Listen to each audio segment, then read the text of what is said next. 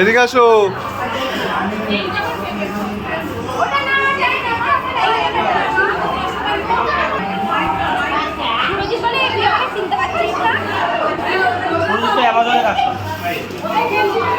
আর Shubhankar Barasat electric অফিসে বড় মার ছেলে আরেকজন করে।